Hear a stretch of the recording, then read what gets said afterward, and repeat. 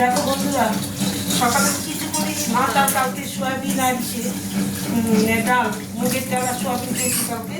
এই দেখো এখন আমি কি করছি, এই দেখো ডিমের ঝোল এখন করছি। এটা 3টে ডিম নিয়েছি, ডিম সিদ্ধ করে ভেজে নিয়েছি।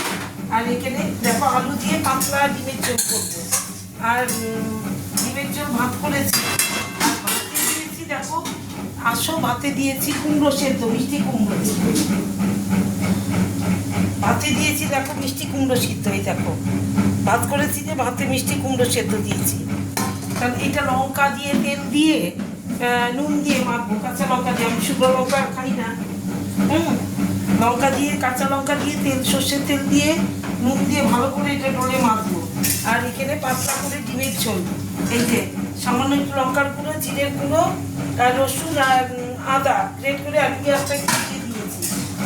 এই দেখো পেঁয়াজটা একবারে কিছু করে দিয়েছি। এই দেখো আমি বলেছিলাম না রাতে দেখাবো, তাহলে দেখো। তাহলে আজকে আমার এই যে রাতের মেনু, ডিমের ঝোল, কুমড়ো সেদ্ধ, ভাত, গরম গরম ভাত, এই আজকে আমার মেনু। তাহলে আমার মেনুগুলো কেমন লাগলো একটু আমাকে কমেন্ট করে জানিও, আমাকে একটু লাইক করো, লাভ দিও। আর কি তোমাদের কাছে এটাই আমি আশা করছি। তাহলে শুভরাত্রি, গুড নাইট, টাটা।